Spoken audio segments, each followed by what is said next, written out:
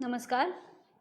आज हम चर्चा करने जा रहे हैं निर्वचन, संकल्पना, प्रक्रिया और प्रकार भाग 4 पर। आज की चर्चा के महत्वपूर्ण बिंदु रहेंगे निर्वचन और अनुवाद, यानी निर्वचन और अनुवाद में क्या अंतर है, निर्वचन, भावानुवाद और सारानुवाद, निर्वचक से की जाने वाली अपेक्षाएं और अंत में सारांश। इस मॉड्यूल को देखने के बाद आप जान सकेंगे कि निर्वचन और अनुवाद में क्या अंतर संबंध है, निर्वचन, भावानुवाद और सारानुवाद में समानता तथा असमानता के बिंदु कौन कौन से हैं और एक अच्छे निर्वचक से क्या क्या अपेक्षाएं की जाती हैं तथा उनमें कौन कौन से गुण होने चाहिए। निर्वचन, संकल्पना, प्रक्रिया और प्रकार विषय को जैसा कि मैं पहले भी चर्चा कर चुकी हूँ कि हमने 4 मॉड्यूल में विभाजित किया है। भाग 3 में हमने चर्चा की थी निर्वचन के प्रकार और निर्वचन कार्य की व्यवहारिक जटिलता और प्रभावकारिता पर। भाग 4 में हम चर्चा करने जा रहे हैं निर्वचन और अनुवाद, निर्वचन, भावानुवाद और सारानुवाद और निर्वचक से अपेक्षाएं। आइए जानते हैं निर्वचन और अनुवाद में अंतर, यानी कि निर्वचन और अनुवाद किस प्रकार एक दूसरे से में क्या अंतर संबंध है और क्या किस तरह एक दूसरे से भिन्न है।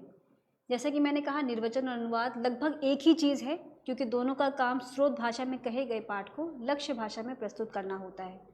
और जो मानव सभ्यताएं हैं वे पहले मौखिक रूप से चलती रहीं और उसके बाद धीरे धीरे जो जो उनमें विकास होता चला गया, वहाँ लिखने की शैली का विकास हुआ और लिखने की शैली के साथ ही हम कह सकते हैं कि लिखित रूप में संवादों की शुरुआत हुई। तो इस संदर्भ में देखा जाए तो निर्वचन और अनुवाद दोनों का मूल जो उद्देश्य है वह संवाद स्थापित करना या संप्रेषण करना ही है। लेकिन निर्वचन जहाँ मौखिक संवाद स्थापित करता है, अनुवाद जिसे हम अनुवाद प्रॉपर या प्रॉपर ट्रांसलेशन के संदर्भ में समझते हैं, उसका अर्थ होता है जहाँ लिखित पाठ का लिखित पाठ में अनुवाद किया जाना। तो मूलतः जहाँ से इसका उत्स है या जहाँ से इसकी व्युत्पत्ति को देखा जाए तो दोनों का अर्थ लगभग समान है, लेकिन धीरे धीरे आगे बढ़ते बढ़ते किस प्रकार वे मौखिक और लिखित में विभाजित हो जाते हैं। और आज जब हम निर्वचन को जानते हैं तो उस निर्वचन का अर्थ जो बहुत औपचारिक रूप से जिस खास संदर्भों में हमने निर्वचन के प्रकारों के संदर्भ में हमने उसकी चर्चा की, वो किस तरह जाके इन खास संदर्भों में सीमित हो जाता है। आइए पढ़ते हैं। अनुवाद की प्रक्रिया लिखित और धीमी होती है। अनुवादक के पास भूल सुधार के लिए पर्याप्त समय होता है, किंतु निर्वचन की प्रक्रिया मौखिक और त्वरित है, क्योंकि निर्वचन सद्य किया जाता है, तात्कालिक किया जाता है, या यदि वह क्रमिक भी किया जा रहा है तो भी अनुवादक के पास, यानी जो हमारे निर्वचक है, जिनके लिए हम जिस अनुवादक के लिए हम टेक्निकल टर्म के रूप में निर्वचन का इस्तेमाल करते हैं, निर्वचक या इंटरप्रेटर कहते हैं, दुभाषा कहते हैं, वहाँ पर उनके पास समय की गुंजाइश नहीं होती, क्योंकि उन्हें जो भी निष्पादन करना है पाठ का, सुने गए पाठ का, सुने गए यानी बोले जा रहे हैं, यानी कि दोनों ही स्तर पर में मौखिक पाठ ही होता है। तो उनके पास किसी भी तरीके से विचार करने की, पाठ को सुधारने की, बेहतर पर्याय ढूंढने आदि के लिए समय नहीं होता है। उन्हें संदेश को यथाशीघ्र संप्रेषित करना होता है। इसमें भूल सुधार के लिए समय न के बराबर होता है, क्योंकि संदेश संप्रेषण का कार्य लगभग उसी समय हो रहा है। जैसे हमने भी इसके प्रकारों की चर्चा की, तो हमने 3 महत्वपूर्ण प्रकारों की चर्चा की। पहला था जिसके अंदर हमने कॉन्जिक्यूटिव इंटरप्रिटेशन कहा, जिसको जो क्रमिक निर्वचन के रूप में जिसे हम जानते हैं। दूसरा हमने चर्चा की थी साइमल्टेनियस, जिसे हम हिंदी में कहते हैं तात्कालिक या साथ साथ चलने वाला। और तीसरा हमने कहा था पास बैठकर किया जाने वाला निर्वचन, यानी विस्पर्ड ट्रांसलेशन या विस्पर्ड इंटरप्रिटेशन। तो तीनों ही जो अगर इंटरप्रिटेशन की यदि हम चर्चा करें, जो क्रमिक और साइमल्टेनियस में जो बेसिक थोड़ा सा अंतर है, वैसे इतना कि क्रमिक निर्वचन में निर्वचक के पास वक्ता के बोलने तक का कुछ समय होता है, क्योंकि वक्ता अपने एक संवाद को स्थापित करने के बाद, अपने संवाद को बोल लेने के बाद, या एक पैराग्राफ में अपनी बात कह लेने के बाद, या एक वाक्य आदि को किसी अपने एक उद्देश्य या संदर्भ विषय को स्पष्ट करने के बाद बीच में एक पॉज लेते हैं और उसी बीच निर्वचक अपना काम करते हैं। लेकिन जो सद्य ट्रांसलेशन है या सद्य अनुवाद है, जिसे हम साइमल्टेनियस इंटरप्रिटेशन के रूप में जानते हैं, वहाँ पर ये जो प्रक्रिया वो साथ साथ चलती है। लेकिन दोनों ही प्रक्रियाओं में, यानी तीनों ही अनुवाद के निर्वचन के तीनों ही प्रकारों में कहीं भी इतना समय निर्वचक के पास नहीं होता जितना कि अनुवादक या अनुवादिका के पास हो सकता है, क्योंकि अनुवादक और अनुवादिका मूलतः वे काम लिखित रूप में कर रहे हैं, वे लिखित पाठ का लिखित पाठ में अनुवाद कर रहे हैं, जहाँ उनके पास पाठ को सुधारने का, उसे और बेहतर बनाने का एक पूरी संभावना होती है।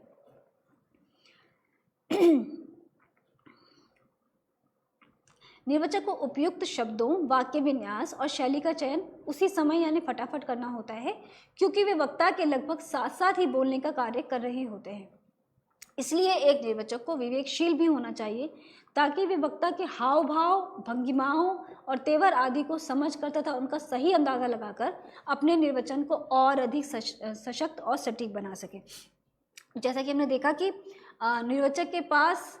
केवल लिखित पाठ, जैसे कहा अनुवाद के पास अनुवादक के पास या अनुवादिका के पास एक लिखित पाठ होता है जिसका निष्पादन लेखक अपने स्तर पर कर चुके हैं। लेखक या लेखिका के पाठ लिखे जाने के बाद अनुवाद का काम शुरू होता है और अनुवादक या अनुवादिका अपने पेस पर अपने समय सीमा के हिसाब से उसका अनुवाद करते हैं और अनुवाद करते समय भी बीच बीच में उसकी जांच भी करते चलते हैं, उसे सुधारते भी चलते हैं। हमने अनुवाद प्रक्रिया में इस पर विस्तार से चर्चा की थी कि किस प्रकार विश्लेषण, अंतरण और पुनर्गठन के जो 3 महत्वपूर्ण चरण हैं उसमें किस प्रकार एक अनुवादक या अनुवादिका अपने काम को अंजाम देते हैं, किस प्रकार वे अपने कार्य का निष्पादन करते हैं। पहले विश्लेषण किया, फिर उसका अंतरण किया और अंतरण के बाद भी यदि उन्हें कोई डाउट्स है या किसी तरह का उसके पुनः संपादन की आवश्यकता है तो उसे पुनर्गठन की अपनी प्रक्रिया के दौरान वे पाठ को जांच पड़ताल करके उसे अपने अनुसार ठीक करते चलते हैं। लेकिन निर्वाचन में इसमें से किसी की भी सुविधा नहीं होती, ना तो उनके पास इतना समय होता है, ना ही वे सुविधाएँ होती हैं कि जिसके माध्यम से वे उसमें कुछ परिवर्तन कर सके। तो उन्हें यहाँ पर जो वक्ता है, वक्ता के कथ्य के साथ साथ यानी जिसे वो मुंह से बोलकर या संवाद के माध्यम से जो अपनी बात वे रख रहे हैं उसके साथ उनके हाथों, आँखों या उनके चेहरे के एक्सप्रेशन या विभिन्न जो हाव भाव जो वे अभिव्यक्त कर रहे हैं उनसे भी उन्हें पाठ की गरिमा का या पाठ के वजन का उन्हें अंदाज़ा लगाना होता है। तो उन्हें अपने इस ट्रांसलेशन की प्रक्रिया में न केवल कथ्य पर जो कि मौखिक रूप से उनके सामने है, बल्कि वक्ता की अपनी जो भंगिमाएं हैं उनका भी ध्यान रखना होता है, उनके साथ उन्हें पाठ का निष्पादन करना होता है लक्ष्य भाषा में। आइए हम जानते हैं अनुवाद और निर्वचन में अंतर क्या क्या होते हैं। अनुवाद पाठ, जिसके अनुवाद में पाठ यानी टेक्स्ट से पहले ही समय से तैयार कर लिया गया था, उसमें अनुवादक के पास, मूल रचनाकार के पास एक मूल रचनाकार ने अपने स्तर पर उस पाठ का निर्माण किया और फिर वो अनुवाद के लिए प्रस्तुत हुआ। लेकिन निर्वचन में जो पाठ है, जिसे मूल पाठ है, जिसे हम स्रोत भाषा या स्रोत भाषा पाठ के संदर्भ में समझ रहे हैं, जो भाषण है जो उसी समय मौखिक रूप से जिस अभिव्यक्त किया जा रहा है वो उसी समय और उसी स्थान पर दिया जा रहा है, यानी भाषण अभी और यहीं दिया जा रहा है, घटना सद्य घटित हो रही है। जहाँ अनुवाद में पाठ पहले से तैयार है, निर्वचन में पाठ साथ साथ तैयार हो रहा है, यानी मौखिक रूप से ही पाठ का निष्पादन हो रहा है। अनुवाद में पाठ पूरी तरह से एक तैयार उत्पाद है, वे स्थायी है, उसे बदला नहीं जा सकता। लेखक के स्तर पर उस पाठ का अंतिम निष्पादन किए जाने के बाद ही वह अनुवाद के लिए प्रस्तुत होता है, जबकि निर्वचन में भाषण अभी चल ही रहा है। हम देखते हैं कि साइमल्टेनियस ट्रांसलेशन में भी और क्रमिक अनुवाद में भी, क्रमिक इंटरप्रिटेशन में भी जो हमारे जो निर्वचक है वो साथ साथ पाठ का जो निर्माण होता चल रहा है, यानी जो पाठ उस समय जो व्यक्त किया जा रहा है उसके साथ साथ ही वे उसका अनुवाद कर रहे हैं। तो भाषण अभी चल रहा है, उसका विकास हो रहा है, वह गतिशील अवस्था में है और उसके जारी रहने के बारे में पहले से कुछ नहीं कहा जा सकता। तीसरा महत्वपूर्ण अंतर है, शुरू से अंत तक अनुवाद के दौरान पाठ की जांच की जा सकती है। हमने पढ़ा था जब कोई पाठ अनुवाद के बाद जब पाठ प्रस्तुत किया जाता है वो कई चरणों से गुजरता है, लेकिन निर्वचन में उन सब चरणों की कोई गुंजाइश नहीं होती। अनुवाद में शुरू से अंत तक पाठ की जांच की जा सकती है, उसे अलग रखा जा सकता है और बाद में फिर से इसकी जांच की जा सकती है। लेकिन निर्वचन में भाषण के शब्द और ध्वनियाँ धीरे धीरे कानों से मिटते चलते हैं। ये यदि हम एक श्रोता के रूप में किसी को सुन रहे हैं तो उनकी कुछ ही बातें हम पर असर कर पाती हैं, बहुत कुछ हमारे दिमाग से विस्मृत होता चलता है, क्योंकि हमारी जो मेंटल स्टोरेज है उसकी भी अपनी एक लिमिटेशन है। तो उतना ही संवाद को या उतने ही बात को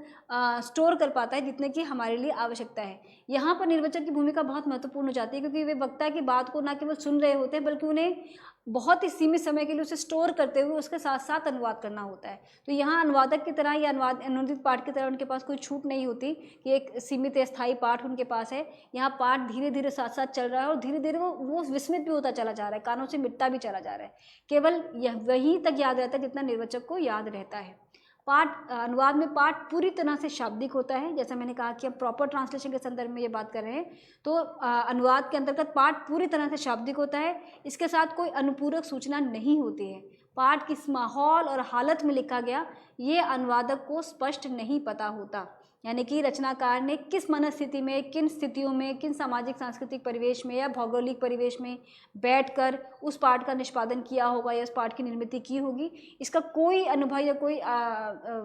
परिचय अनुवादक के पास या अनुवादिका के पास नहीं होता। वे पाठ को पढ़कर उसका अनुमान लगाते हैं कि किस खास परिवेश का या किस खास पृष्ठभूमि का पाठ है या लेखक की मनस्थिति क्या रही होगी। लेकिन निर्वचन में इस सब की ना तो सुविधा होती है ना छूट होती है। वह निर्वचन में निर्वचक को जो हमारे जो भाषण के जो मूल वक्ता हैं उनको ध्यान से सुनना होता है, साथ साथ उनकी हाव भाव, उनकी भंगिमाओं आदि पर भी अपने आप को फोकस रखना होता है। निर्वाचक उसी माहौल में मौजूद होते हैं जिसमें भाषण दिया जा रहा है, यानी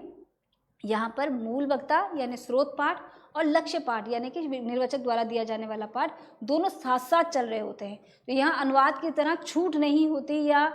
शाब्दिक रूप में, लिखित रूप में उनके पास कोई पाठ प्रस्तुत नहीं होता। अनुवाद में अधिकांश पाठ एक ही लेखक की उपज होते हैं। अनुवादक या अनुवादिका अपनी सोच और लेखन शैली को एक समय में एक ही लेखक के अनुरूप बनाते हैं। अक्सर जो लिखित पाठ होते हैं उनका अपना एक क्वांटम भी होता है। यदि मान लीजिए कोई अनुवादक या अनुवादिका किसी पाठ का अनुवाद कर रहे हैं तो या तो वे कोई एक लेख होगा, कोई कहानी या कोई उपन्यास या कोई पुस्तक या कोई निबंध या कोई उसका एक अपना एक क्वांटम होगा। लेकिन जब हम निर्वाचक के स्तर की बात करते हैं तो निर्वाचक क्योंकि उस पूरी प्रक्रिया में साथ साथ उसका अनुवाद कर रहे होते हैं तो उनके पास लेखक का अपनी जो भाव भंगिमाएं जो बदल रही हैं उसका भी फर्क पड़ता चला जाता है। और यदि एक ही सभा या संगोष्ठी में कई सारे वक्ता हैं, बहुत सारे अलग अलग वक्ता हैं जो अपनी बात कह रहे हैं और निर्वाचक वही हैं, जैसे हम सेमिनार आदि में देख सकते हैं, तो वहाँ उन्हें अपनी शैली को भी ध्यान रखना होता है। साथ ही जो वक्ता की जो अभिव्यक्ति की शैली है, उनका जो बात को प्रस्तुत करने का जो उनका अंदाज है, जो उनके हाव भाव, उनकी भंगिमाएं हैं, उनका जो शब्द चयन है या जो उनका अपना प्रस्तुतिकरण है, उन सबको ध्यान में रखते हुए अपने आप को भी परिवर्तित करते चलना होता है। तो अनुवाद में जहाँ अनुवादिका या अनुवादक अपनी रुचि के अनुसार किसी पाठ का चयन करके एक लंबे समय तक अनुवाद की पूरी प्रक्रिया के दौरान एक खास शिल्प, एक खास मनस्थिति में रहते हैं, जबकि निर्वाचक विभिन्न वक्ताओं के हिसाब से उन्हें अपने आपको ढालना होता है, उनकी अलग अलग भाव भंगिमाओं, उनके शब्दों को, उनके प्रयोगों को और उनके पूरी शैली को समझकर उसके पाठ का निष्पादन करना होता है। अनुवाद में लेखक से दूरी की वजह से अनुवादक पर संदेश का भावनात्मक असर शायद कम ही पड़ता है या शायद कभी ही पड़ता है, जबकि निर्वचन में निर्वाचक को किसी बैठक या सम्मेलन के तनाव और उत्तेजना की पूरी जानकारी होती है। अक्सर वे उन्हें स्वयं भी महसूस करते हैं। हम संसद आदि के दृश्य की यहाँ कल्पना कर सकते हैं कि संसद में हम देखते हैं अक्सर कि किसी खास मुद्दे पर कई बार बहुत बहस हो जाती है, बहुत लंबे समय तक वहाँ पर तनाव का माहौल होता है। तो वक्ता ने जो अपनी बात कही और निर्वाचक उस बात का जो अनुवाद प्रस्तुत कर रहे हैं, तो वे केवल उनके सामने केवल पाठ नहीं है, उनके सामने वक्ता का कहा हुआ केवल कथ्य मात्र नहीं है, बल्कि वो जो उस समय की जो सामाजिक या उस समय की जो उस कक्ष विशेष की जो स्थिति है या वहाँ का जो तनावपूर्ण माहौल है या वहाँ की जो यदि शोर शराबा है, मान लीजिए कि किसी ऐसे स्तर पर जहाँ पर भाषण दिया जा रहा है, भाषण आदि में यदि श्रोता किसी मुद्दे पर भड़क जाते हैं या वहाँ कोई तनावकारक माहौल हो जाता है, तो उस तनाव का असर जो हमारे निर्वाचक हैं, जो मूलतः वहाँ एक बहुत तटस्थ और निष्पक्ष भूमिका में होते हैं, उन पर भी उसका असर पड़ रहा होता है। तो वे कहीं भी अपने आप को वक्ता की मनस्थिति या वक्ता के सामाजिक और उनके जो तात्कालिक जो परिवेश है उससे अपने आप को काट नहीं पाते, जबकि अनुवादक की अनुवादिका के साथ ये सुविधा होती है कि वे जिस समय अनुवाद कर रहे होते हैं अपने कक्ष में या अपनी स्पेस में अकेले होते हैं और लेखक या लेखिका उनसे दूरी पर होते हैं, उनकी मनस्थिति का या उनके बीच में किसी तरह का आपस में कोई संवाद उस समय स्थापित नहीं हो रहा होता है। तो इस स्थिति में देखते हैं कि अनुवाद जहाँ पर इस दृष्टि से सुविधा ज़्यादा आसान लगता है, जबकि निर्वाचक की भूमिका यहाँ बहुत चुनौतीपूर्ण हो जाती है, क्योंकि ना उन्हें केवल पाठ के साथ सामंजस्य बिठाना होता है, बल्कि जो उस समय की जो तात्कालिक जो परिवेश है उसके साथ भी सामंजस्य बिठाकर अपने आप को तनाव मुक्त रखते हुए बहुत निष्पक्ष तरीके से पाठ को प्रस्तुत करना होता है। अनुवाद में प्रकाशन से पहले अनुवादक का मसौदा लिखा जा सकता है, इसका पुनरीक्षण हो सकता है, इसकी आलोचना हो सकती है, इसमें काट छाट भी हो सकती है। यानी जब कोई पाठ अनुवाद हो जाता है, और अगर आप याद करें जो पिछले सत्रों में हमने जाना और पढ़ा था कि अनुवाद की प्रक्रिया के अंतर्गत और उसके बाद हम जब अनुवाद पुनरीक्षण, मूल्यांकन और समीक्षा पर जब हमने चर्चा की तो हमने बताया था कि नायडा जो 3 महत्वपूर्ण चरण गिनवाते हैं, अनुवाद प्रक्रिया के विश्लेषण, अंतरण और पुनर्गठन, उसके बाद भी अनुवादक के दायरे से एक पाठ के निकल जाने के बाद भी प्रकाशन तक या कई बार प्रकाशन के बाद तक उस पाठ में सुधार की गुंजाइश बनी रहती है। अनुवाद के बाद यानी पुनर्गठन के चरण के बाद वे पाठ पुनरीक्षण के लिए जाता है, पुनरीक्षण के स्तर पर उसमें सुधार होता है, मूल्यांकन करता है, अपनी टिप्पणी देते हैं, छपने के बाद समीक्षक की टिप्पणी के माध्यम से उसमें सुधार किया जा सकता है। लेकिन जो निर्वचन की जो प्रणाली है या जो निर्वचन का जो कार्य करने की जो शैली है, उसमें कहीं कोई सुधार की गुंजाइश नहीं होती, क्योंकि वो त्वरित निष्पादन होता है, उसी समय उसका ट्रांसलेशन प्रस्तुत किया जाता है, और यदि किसी तरह की चूक या कोई गलती अगर हो जाती है तो उसमें सुधार करने की कोई गुंजाइश वहाँ पर नहीं होती। निर्वचक और उसके श्रोताओं के बीच किसी छलनी की तरह काम करने के लिए कोई संपादक नहीं होता। यानी निर्वचक को यहाँ बिल्कुल चौकन्ना रहने की ज़रूरत है कि वे कहीं भी पाठ में किसी तरह का कोई विचलन ना कर दें, पाठ को कम समझकर इसका अनुवाद किसी अलग तरीके से ना कर दें, जो कहा जा रहा है उससे अधिक ना कह दें, जो कहा गया उससे कहीं कुछ ऐसा छूट ना जाए जो जिसका अनुवाद किया जाना आवश्यक था। तो इन सभी स्तरों पर उन्हें बहुत ही सशक्त, बहुत ही जिसे कहा जाए सचेत रहते हुए काम करना होता है, और बहुत ही संवेदनशील स्थिति होती है जब उन्हें इस तरह के काम को अंजाम देना होता है या इस तरह के काम उन्हें करना होता है। तो यहाँ पर अनुवाद की तरह उनके पास एक ही काम को या एक ही पाठ को कई बार जांचने की सुविधा नहीं होती। जो उस समय जो त्वरित निष्पादन कर दिया गया वो उसी स्तर पर वहीं खत्म हो जाता है, और उसके कारण यदि किसी तरह का कोई उलझन पैदा होती है, उसका कोई प्रभाव, अगर उसमें कुछ कमी रह जाती है, किसी तरह का कोई दोष होता है, तो उसमें सुधार की गुंजाइश नहीं होती। इसलिए निर्वचक की भूमिका और भी अधिक महत्वपूर्ण और भी अधिक चुनौतीपूर्ण हो जाती है। अनुवादक पाठकों से भी उतना ही दूर हो सकते हैं जितना लेखक से। उनका अपना पाठ भी सही होता है, यानी अनुवाद जब पाठ का जब अनुवादक या अनुवादिका कर लेते हैं और जब वे प्रकाशित हो जाता है और वह जब आम समाज में जब पहुंचता है, तो ये ज़रूरी नहीं कि पाठक या पाठिका ये जाने कि अनुवादक या अनुवादिका कौन थे, किन्होंने इसका अनुवाद किया, और सीधा संवाद का सीधा कोई मंच नहीं होता। वे बिल्कुल आप कह सकते हैं कि वे अनुवादक या अनुवादिका से इस बात की शिकायत कर सकते हैं, चिट्ठी पत्र के माध्यम से या फ़ोन के माध्यम से या प्रकाशकों आदि को सूचित करके कि इसके काम की क्वालिटी में कोई दिक्कत है, पर सीधा संवाद जिसे कहते हैं, सामने सामने जिसका कोई असर नहीं होता। जबकि निर्वचन में यदि किसी तरह का कोई दोष हो जाता है पाठ में, तो सामने से प्रतिक्रिया उसी समय मिल सकती है, उन पर उसके दुष्प्रभाव भी पड़ सकते हैं। निर्वचन प्रत्यक्षता उपस्थित हुए श्रोताओं के समूह को संबोधित होता है, उसके बारे में श्रोताओं की राय वहीं उसी समय मिल सकती है। लक्षित वर्ग निर्वचक के उसी रूप को वास्तविकता में पहचानते हैं। तो इस स्तर पर ये जो काम है अनुवाद की तुलना में बिल्कुल अलग और बहुत अधिक चुनौतीपूर्ण है। अनुवाद में लेखक और पाठक एक दूसरे से संपर्क में नहीं होते, या दूरी समय स्थान दोनों की होती है, और ये दूरी बहुत ज़्यादा भी हो सकती है। जैसा कि हमने कहा कि हो सकता है कि कोई पाठ किसी प्राचीन समय में लिखा गया हो, उसका अनुवाद आज आधुनिक समय में किया जा रहा हो, तो लेखक और अनुवादक के बीच की दूरी इतनी अधिक हो जाती है कि अनुवादक या अनुवादिका चाहकर भी अपने लेखक से जिस पाठ का वे अनुवाद कर रहे हैं उससे किसी प्रकार का कोई संवाद स्थापित नहीं कर सकते। उनके पास अपने रचनाकार से संवाद करने का एकमात्र माध्यम वो टेक्स्ट होता है, वह पाठ होता है जो उनके सामने अनुवाद के लिए उपस्थित है। तो इस तरीके से ये दूरी अधिक होने के कारण उसका जो प्रभाव है वो भी ना लेखक को पता चल पाता है और ना अनुवादक को पता चल पाता है कि लेखक ने किस प्रकार इस तरह से सोचा होगा। जबकि जब हम निर्वचन में देखते हैं तो वक्ता और श्रोता एक ही बैठक या सम्मेलन के एक ही कमरे या स्थल पर एक ही समय में भाग ले रहे होते हैं। तो यदि किसी तरह की ऐसी कोई त्रुटि होती है, पाठ में किसी तरह का विचलन हो जाता है, तो उसकी प्रतिक्रिया उसी समय मिलने की संभावना होती है, और उसमें यदि किसी तरह की कोई चूक हो जाती है तो उसको लेकर अन्य अलग तरह की आशंकाएं भी विकसित हो जाती हैं। अनुवाद की अपेक्षा निर्वचन या संभाषण एक प्राचीन विधा है, हालांकि इसमें अनेक मत हैं। कुछ विद्वान इसे मौलिक लेखन के समकक्ष ही शुरू हुआ मानते हैं, जबकि कुछ विद्वानों का मानना है कि निर्वचन विधिवत मौलिक लेखन से पूर्व भी आम व्यवहार को संबोधित करने हेतु अपने आशय को दूसरों तक पहुंचाने के लिए प्रयुक्त होता रहा है। हम कल्पना कर सकते हैं कि मानव सभ्यता की शुरुआत के साथ ही इस तरह की आवश्यकता महसूस की जाने लगी होगी, जब दो लोगों के बीच में संवाद स्थापित करने के लिए, किसी एक भाव को दूसरे भाव तक पहुंचाने के लिए, या किसी एक पाठ को या किसी एक संवाद को दूसरी भाषा में या दूसरे समाज तक पहुंचाने के लिए, जब किसी भाषा का प्रादुर्भाव नहीं हुआ होगा, तो निर्वचकों की भूमिका महत्वपूर्ण रही होगी, जहाँ वे इस बीच में एक मीडिएटर का काम करते हैं या एक मध्यस्थता का काम करते हैं और दो लोगों के बीच संवाद स्थापित करने का काम करते रहे हैं। लेकिन जो इसका जो व्यवहारिक स्वरूप है, जो आज उसका जो एक औपचारिक स्वरूप है, उसके बारे में हम सत्र 3 में चर्चा कर चुके हैं कि किस प्रकार वे खास क्षेत्र विशेष में उसकी चर्चा की जाती है। बाद में ये अन्य भाषा के मौखिक अनुवाद के रूप में भी प्रयुक्त होने लगा। इस दृष्टि से विधिवत अनुवाद से ये प्राचीन विधा है। तो जो लिखित अनुवाद का जो, और हम इसे समझ सकते हैं कि भाषा को या संवाद की जो लिखित परंपरा है वो उसकी शुरुआत बहुत बाद में होती है। ये जो मानव सभ्यता का विकास होता चला गया, उन्होंने अपने अभिव्यक्ति के लिए एक लिखित शैली को या लिखित प्रणाली का विकास किया, लेकिन उससे पूर्व जो पूरा संवाद था या लोगों के बीच संप्रेषण की जो तकनीक थी वो पूरी तरह से मौखिक थी। तो हम देख सकते हैं कि जो विधिवत अनुवाद की जो प्रक्रिया है वो बहुत बाद में शुरू हुई होगी, क्योंकि मौखिक परंपराएं या मौखिक कथाएं या मौखिक जो हमारी जो पूरी जो हमारी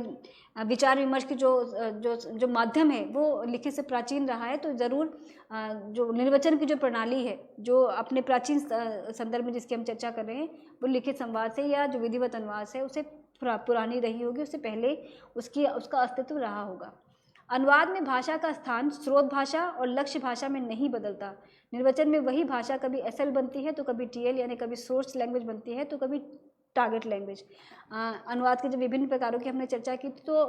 कभी जब हम अनुवाद के सिद्धांतों पर जब हम विस्तार से चर्चा करेंगे तो हम देखेंगे कि वहाँ पर भी एक तरह की प्रणाली है जहाँ पर कभी एक पार्ट कभी सोर्स लैंग्वेज बनता है तो कभी टारगेट लैंग्वेज बनता है। जब वही पार्ट जो पुनः अनुवाद होता है तो वही पार्ट जो पहले एक टारगेट लैंग्वेज के रूप में आपके समक्ष आया था वो किसी अन्य भाषा में अनुवाद के लिए सोर्स लैंग्वेज बन सकता है। लेकिन ये प्रक्रिया उतनी त्वरित नहीं होती जितनी कि हम देखते हैं जब साइमल्टेनियस इंटरप्रिटेशन किया जाता है या जिसे हम सद्य अनुवाद या सद्य निर्वचन के रूप में जानते हैं, तात्कालिक निर्वचन के रूप में जानते हैं। वहाँ ये प्रणाली और तेज़ी से चलती है, जिसे क्रमिक निर्वचन के संदर्भ में भी हम जब देखते हैं, जब मैंने कहा कि जब एक तरफा संवाद हो रहा होता है यानी वक्ता केवल बोल रहे हैं और निर्वचक केवल उसका अनुवाद प्रस्तुत कर रहे हैं, तब वह संवाद एक तरफा हो सकता है। लेकिन यदि वो एक संवाद की स्थिति है जहाँ आपस में विचार विमर्श किया जा रहा है, जहाँ श्रोता केवल श्रोता नहीं है, वे अपनी बात भी रख सकते हैं, टिप्पणी भी कर सकते हैं, प्रश्न भी पूछ सकते हैं, अपनी राय भी व्यक्त कर सकते हैं, तो वहाँ ये संवाद लगातार चलता है। तो ऐसी स्थिति में हम देखते हैं कि निर्वचन में जो एक समय स्रोत भाषा थी यानी वक्ता ने जो बात कही, सोर्स पार्ट, स्रोत पार्ट, और निर्वचक ने जिसका अनुवाद किया यानी लक्ष्य पार्ट, वे जब आम जन तक पहुंचते हैं और आम जन जिस भाषा यानी लक्ष्य भाषा में जिस बात को समझ रहे हैं वे उसी भाषा में जब सवाल करते हैं तो वह पुनः स्रोत भाषा बन जाती है, और उसका अनुवाद करके जब निर्वचक मूल वक्ता को पहुंचाते हैं तो वह फिर वहाँ लक्ष्य भाषा बन जाती है। तो इस तरह से हम देखते हैं कि जो निर्वचन की जो प्रक्रिया है उसके अंतर्गत कभी एक संवाद विशेष में, एक स्थिति विशेष में जो स्रोत पाठ था या स्रोत भाषा थी, वह संवाद के आदान प्रदान के दौरान, रेसिप्रोकल संवाद के दौरान वह अपनी भूमिका बदलती रहती है। तो यहाँ निर्वचक के लिए जो काम है वो बहुत चुनौतीपूर्ण हो जाता है, क्योंकि उन्हें केवल एक भाषा में संवाद स्थापित करना या एक भाषा से केवल अनुवाद कर देना मात्र नहीं है, बल्कि दोनों भाषाओं के बीच में लगातार संवाद करना है और दोनों की रचनाकार मूल वक्ता के लिए और श्रोता के लिए उन्हें मीडिएटर का या निर्वचक का काम करना होता है। तो यहाँ पर जो सोर्स लैंग्वेज का लक्ष्य भाषा में और लक्ष्य भाषा का मूल भाषा में बदलने की जो प्रक्रिया को जो संकेत किया जा रहा है वो अक्सर हमें क्रमिक अनुवाद में देखने को मिलता है। क्रमिक इंटरप्रिटेशन में ये जिसे हम इंटरप्रिटेशन कह रहे हैं उस संदर्भ में हमें देखने को मिलता है। तो यहाँ एक चुनौतीपूर्ण काम हो सकता है, क्योंकि ये निर्वचक की भूमिका है वहाँ बदल जा रही है, जबकि मूल अनुवाद में जब हम देखते हैं जो अनुवाद को जो विधिवत जो रूप है, या तो वहाँ अनुवादक के अनुवादकों को पहले ही तय करना होता है कि वे किस भाषा में सक्षम है या किस भाषा में ज़्यादा उनके लिए आसानी है। यदि वे महसूस करते हैं कि वे तेलुगु से मलयालम में या गुजराती से हिंदी में ज़्यादा अच्छा अनुवाद कर सकते हैं, तो वो तय होता है कि वो गुजराती से हिंदी में कर सकते हैं। हिंदी से गुजराती वाली स्थिति या पंजाबी से गुजराती या अंग्रेज़ी से हिंदी और हिंदी से अंग्रेज़ी दो तरफा स्थिति उनके साथ कम आती है, क्योंकि वे अपनी सक्षमता या अपनी क्षमता पहले ही तय कर लेते हैं कि हम इस भाषा में कंफर्टेबल हैं। लेकिन जब हम निर्वचक की भूमिका की बात करें तो निर्वचक के साथ ये सुविधा नहीं होती, क्योंकि यदि वे संवाद की स्थिति में हैं जहाँ दो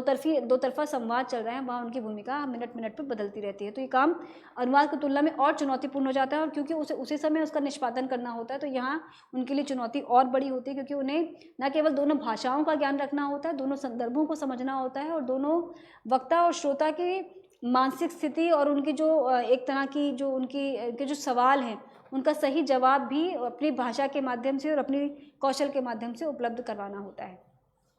निर्वचन की विशेषता इस तथ्य में भी है कि ये सहज एवं स्वाभाविक विधा है, क्योंकि इसके माध्यम से अनुवाद के कृत्रिम साधनों की अपेक्षा तत्काल सहज विधान से निर्वचक द्वारा यह कार्य संपादित होता है। सामान्य अनुवाद की अपेक्षा निर्वचन सामाजिक एवं सांस्कृतिक सेतु निर्माण के साथ साथ वर्तमान परिप्रेक्ष्य में विश्वग्राम की अवधारणा को मूर्त करता है।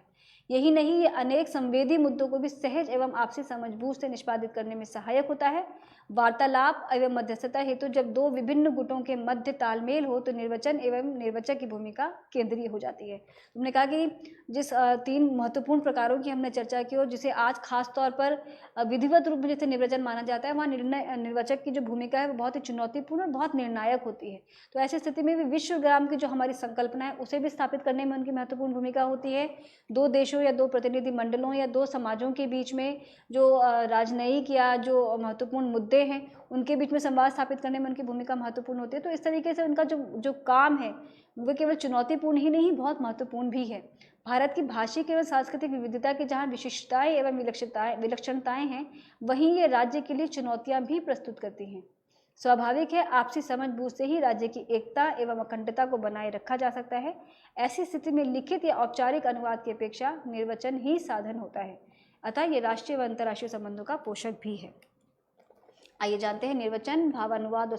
सारानुवाद में क्या अंतर है। निर्वचन, जिसे हम आशुनुवाद कहते हैं, निर्वचन भावानुवाद तथा सारानुवाद से भी एक अलग विधा है। भावानुवाद में जहाँ मूल का केंद्रीय भाव लेकर उसका संदर्भ सहित पल्लवन कर लिया जाता है, वहीं सारानुवाद में मूल के केंद्रीय पाठ को अनुवाद में बनाए रखते हुए उसका प्रत्यक्ष तौर पर संक्षिप्तीकरण किया जाता है। जबकि निर्वचन में यथासंभव मूल पाठ को यथावत दूसरी भाषा में बिना किसी विशेष घटाव जुड़ाव से प्रस्तुत किया जाता है। यानी जब हम भावानुवाद करते हैं, और खासतौर पर भावानुवाद ऐसी स्थिति में होता है जब कोई पाठ सामाजिक और सांस्कृतिक पृष्ठभूमि का हो, साहित्यिक किस्म का पाठ हो, तो ऐसी स्थिति में अनुवादक या अनुवादिका पाठ के कथ्य को समझकर वे एक तरह से उसे दूसरी भाषा में एक तरह से पूरा रखने की कोशिश करते हैं, जहाँ वे कही गई बात को स्पष्ट करने के लिए और अधिक सुविधा या एक तरह और छूट ले लेते हैं। वहीं जहाँ सारानुवाद की बात है, सारानुवाद में जो मूल कथ्य कहा जा रहा है, उस कथ्य में जो उस कथ्य में भी जो महत्वपूर्ण बिंदु हैं, केवल उन्हीं का अनुवाद किया जाता है, जिसे हम संक्षिप्तीकरण भी कहते हैं, कि केवल उतने ही शब्द को लिया जाता है जितने कि किसी खास उद्देश्य के लिए उसकी अपेक्षा है। लेकिन निर्वचन में इन दोनों से बिल्कुल अलग है, ना तो यह भावों को अधिक पल्लवन करने की सुविधा है और ना ही उनके संक्षिप्तीकरण की। तो उन्हें जिस तरह पाठ को कहा जा रहा है उसी तरह उसे प्रस्तुत किया जाना भी जरूरी है, बिना किसी अधिक घटाव और जुड़ाव के। और दूसरी तरफ भावानुवाद और सारानुवाद दोनों ही अनुवाद की लिखित विधाएं हैं, जबकि निर्वचन पूरी तरह से एक मौखिक विधा। यदाकदा निर्वचक वक्ता की गति के आधार के अनुसार सूक्ष्म संक्षेपण कर लेते हैं और मूल पाठ या वाचन में कुछ कमियां हो तो उन्हें भी पूरा करने की कोशिश करते हैं। परंतु यह ध्यान देने की बात है कि निर्वचन प्रक्रिया भावानुवाद या सारानुवाद से विशिष्ट रूप से भिन्न है तथा इसमें सैद्धांतिक रूप से सार या भाव जैसा अंतरण करने का उद्देश्य निहित नहीं होता है, ना ही सुविधा होती है और ना ही छूट होती है। निर्वचक मूल के प्रति निष्ठा, ईमानदारी और तटस्थता के लिए प्रतिबद्ध होते हैं। निर्वचक से क्या क्या अपेक्षाएं की जाती हैं ये भी हम जानेंगे। निर्वचक के लिए आवश्यक है कि उसका स्रोत और लक्ष्य भाषा दोनों पर समान अधिकार हो, जैसा कि किसी भी अनुवाद के लिए आवश्यक है। दोनों ही भाषाओं, लक्ष्य एवं स्रोत भाषा में धारा प्रवाह बोलने की क्षमता होनी चाहिए, जो अन्य अनुवादों से भिन्न है, क्योंकि यहाँ उन्हें या निर्वचक को अपनी बात को कहकर प्रस्तुत करना है। वो जो भी कहेंगे या जो भी उन्हें अनुवाद करेंगे वो केवल लिखित माध्यम नहीं है, जैसा कि हमने पीछे पढ़ा कि जो अनुवाद का जो विधिवत रूप है वह मूलतः लिखित रूप है। लेकिन जब हम निर्वचन की बात करते हैं तो पूरी तरह से एक मौखिक प्रणाली है, तो उन्हें केवल 2 भाषाओं का ज्ञान ही नहीं बल्कि लक्ष्य और स्रोत भाषा दोनों में बोलने की जो उनकी क्षमता है, धारा प्रवाह बोलने की क्षमता भी होना चाहिए, क्योंकि उन्हें इस संवाद के दौरान कभी स्रोत भाषा और कभी लक्ष्य भाषा के बीच में ज़रूरत के हिसाब से उन्हें अपने आप में बदलाव करना पड़ता है, उन्हें एक भाषा से दूसरी भाषा में स्विच करना पड़ता है। तो इसलिए ज़रूरी है कि केवल 2 भाषाओं का ज्ञान ना हो बल्कि दोनों भाषाओं में धारा प्रवाह बोलने की क्षमता भी उनके अंदर हो। निर्वचक के लिए मूल के प्रति वस्तुनिष्ठता व श्रोता के प्रति सम्मान का भाव आवश्यक है। निर्वचक को एक अच्छा आशु अनुवादक होना चाहिए ताकि वे सहज एवं सरल तथा अर्थवाहक भाषा का प्रयोग करने में सक्षम हो और लक्ष्य या श्रोता वर्ग के मुहावरे, विन्यास तथा अर्थक्षम संप्रेषण में अपने भाव को व्यक्त कर सके। निर्वचक के लिए मूल के प्रति वस्तुनिष्ठता, यानी जिस पाठ का वे अनुवाद कर रहे हैं उसके प्रति वे तटस्थ रहें, और जिस श्रोता विशेष के लिए वे अनुवाद कर रहे हैं तो उनके प्रति भी एक सम्मान का भाव हो, ताकि वे सही तरीके से अपनी बात को संप्रेषित कर सके और इस तरह संप्रेषित कर सके कि लक्ष्य पाठक या लक्ष्य श्रोता वर्ग जो वहाँ उपस्थित हैं या जिस खास उद्देश्य के लिए वे उसका निर्वचन कर रहे हैं वो उनके लिए सहज, सुगम और सुबोध्य हो, वैसे बेहतर तरीके से समझ सकें। साथ ही निर्वाचक को एक अच्छा आशु अनुवादक होना चाहिए और उन्हें दोनों भाषाओं का इस तरह से ज्ञान होना चाहिए कि वे अर्थ का सही रूप से वहन कर सके और लक्ष्य श्रोता वर्ग के मुहावरे, विन्यास तथा अर्थक्षम संप्रेषण में अपने भाव को अभिव्यक्त कर सके। निर्वाचक को केवल अनुवाद या मूल के प्रति मोहयुक्त नहीं होना चाहिए, यानी किसी एक पाठ के प्रति, और हम ये किसी भी अनुवाद से अपेक्षा कर सकते हैं, चाहे वह लिखित अनुवाद ही क्यों ना हो। अनुवादक या अनुवादिका से अपेक्षा की जाती है कि ना वे केवल मूल के प्रति अधिक आस्थावान हो और ना ही लक्ष्य के प्रति। उनकी आस्था या जो उनकी निष्ठा है वो मूलतः पाठ के प्रति होनी चाहिए, कि ताकि पाठ बिल्कुल तटस्थ दृष्टि से और वस्तुनिष्ठ तरीके से, बिल्कुल निष्पक्ष तरीके से जो कहा जा रहा है उसे जो भी पाठ कहा जा रहा है, जो भी वक्ता अपनी बात कह रहे हैं, उसे निर्वाचक बिल्कुल तटस्थ और निष्पक्ष तरीके से दूसरी भाषा में संप्रेषणीय रूप में प्रस्तुत करे। तो ये किसी भी प्रकार के अनुवाद से अपेक्षा की जाती है कि ना तो मूल के प्रति और ना ही लक्ष्य के प्रति किसी खास तरह का सम्मान या किसी खास तरह का आस्था भाव होना चाहिए, बल्कि अनुवादक को या निर्वाचक के किसी को भी पाठ के प्रति अधिक संवेदनशील और अधिक निष्ठावान होना चाहिए।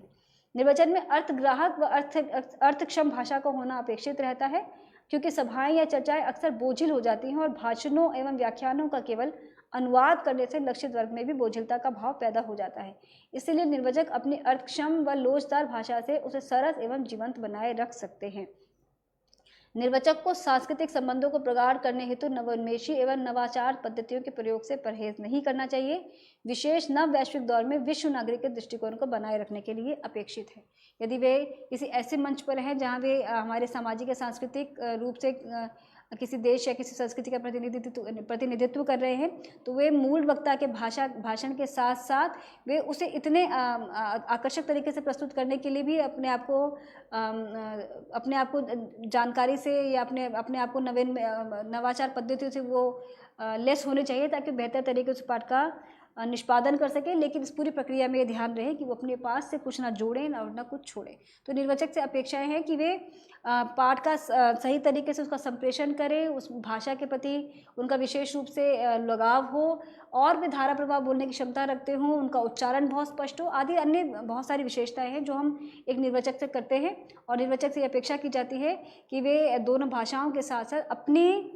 जो उनका जो अपना, जैसे हमने तनाव कारक कारकों के बारे में जाना, तो अपने स्वास्थ्य के प्रति, अपने मानसिक और शारीरिक स्वास्थ्य के प्रति भी सचेत हों, ताकि वो बेहतर तरीके से जो भूमिका उन्हें दी जा रही है, और क्योंकि हम यहाँ खास तौर पर निर्वाचन की जो हमने चर्चा की, वो जिस विधिवत संदर्भ में हम बात कर रहे हैं, किसी खास मंच पर या किसी ऐसे संदर्भ में जहाँ बहुत ही औपचारिक तरीके से निर्वाचक की भूमिका होती है, वहाँ पर उनसे ये अपेक्षा और अधिक बढ़ जाती हैं कि वे पाठ के साथ साथ,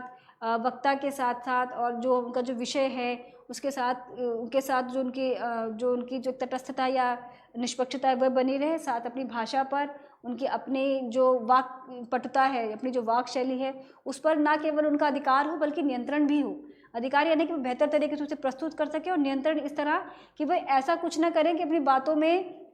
वो बहक जाए या कुछ वक्ता से कुछ अधिक जोड़ने लगे। साथ ही वे दोनों भाषाओं के बीच सुंदर सामंजस्य बनाए रखने का काम करें। तो तकनीकी तरीके से, मानवीय तरीके से, शारीरिक तरीके से, वे हर तरीके से अपने आप को इतना सक्षम या इतना समर्थ बना कर रखें कि वे पाठ का सही निष्पादन कर सकें, क्योंकि उनकी भूमिका कई बार बहुत अधिक महत्वपूर्ण, चुनौतीपूर्ण और निर्णायक भूमिका होती है। तो ऐसी स्थिति में निर्वाचक से अपेक्षाएं बहुत अधिक बढ़ जाती हैं। अंततः अनुवाद का क्षेत्र काफ़ी विस्तीर्ण है, जिसमें निर्वचन का महत्वपूर्ण स्थान है। निर्वचन प्राचीनतम संवाद विधाओं में से एक है तथा संभवतः मौलिक लेखन के समकक्ष या उससे भी प्राचीन काल में विकसित हो गया था। निर्वचन अनुवाद कार्य से अनेक प्रक्रियाओं में प्रविधियों में भिन्न है, जिसकी हमने विस्तार से भी चर्चा की। जहाँ अनुवादक या अनुवादिका को पर्याप्त अवसर, साधन एवं अन्य सुविधाएं उपलब्ध रहती हैं, वही निर्वचक को तत्काल बिना किसी सूचना अथवा विषम परिस्थितियों में अपने आप को व्यवस्थित करने की चुनौती भी बनी रहती है। धार्मिक, सांस्कृतिक, पर्यटन, खेल, व्यापार और राष्ट्रीय अंतर्राष्ट्रीय स्तर पर ये सभा सम्मेलनों, संसदीय कार्यों को सुसंपादित करने में अनिवार्य भूमिका का वहन करते हैं। निर्वचन कार्य में अपने में चुनौतीपूर्ण तो है ही, आपसी हितों को प्रगाढ़ करने का अति उपयोगी साधन भी है। अलग अलग स्तरों पर संपादित होने वाली निर्वचन प्रक्रिया में निर्वचक में विभिन्न अपेक्षणीय गुणों में उसका स्रोत एवं लक्ष्य भाषा, श्रोता या दर्शक वर्ग की भाषा, उनके स्वभाव, संस्कृति तथा हितों और विशिष्ट अभिव्यक्तियों से सुपरिचय आवश्यक है। और जैसा कि मैंने अन्य महत्वपूर्ण बिंदुओं की भी चर्चा की कि उनकी अपनी वाक्पटुता पर उनका अपना अधिकार हो, उनका नियंत्रण हो, जो तकनीकी जो सुविधाएं हैं उसमें वे अपने आप की वो सक्षम हो, जान पाएँ, जो अगर किसी विषय विशेष में कुछ नई जानकारी या कुछ नया ज्ञान या नई चीज़ें इंट्रोड्यूस हो रही हैं, तो इतने नवोन्मेषी प्रवृत्ति के हों कि वो आवश्यक होने पर उनके साथ सही तारतम्य बिठा सके। तो एक बहुत ही सचेत और बहुत ही सजग अनुवादक की भूमिका या सचेत और सजग अनुवादिका की भूमिका के रूप में निर्वाचक की भूमिका होती है। तो क्योंकि वे अनुवाद से बिल्कुल भिन्न तरह का काम है, जहाँ कुछ भी लिखित नहीं है, जहाँ कुछ भी सुधारने की गुंजाइश नहीं है, तो वहाँ उनकी भूमिका बहुत अधिक महत्वपूर्ण हो जाती है। इसलिए निर्वाचक से जो अपेक्षाएं हैं वे अनुवादक या अनुवादिका की तुलना में बहुत अधिक हैं। हालांकि ये कहा जा सकता है कि उनका काम साथ ही समाप्त भी हो जाता है, जबकि अनुवादक या अनुवादिका एक लंबे समय तक उस काम में उलझे रहते हैं या उस काम को लेकर उनकी जो जिम्मेदारी बहुत लंबे समय तक बनी रहती है। लेकिन क्योंकि ये काम त्वरित निष्पादित होता है, तो इसके साथ जो समस्याएं हैं वो भी उसी तरह से जुड़ी हुई हैं। तो हमने ये जाना कि इस सत्र में हमने जाना कि निर्वाचक से क्या क्या अपेक्षाएं की जाती हैं, किस प्रकार वे निर्वचन और अनुवाद आपस में एक दूसरे से जुड़े हुए हैं या एक दूसरे से भिन्न हैं, भावानुवाद, सारानुवाद और निर्वचन में क्या अंतर है, इसकी भी हमने विस्तार से चर्चा की। निर्वचन का ये जो विषय था इस सत्र के साथ समाप्त होता है। धन्यवाद, नमस्कार।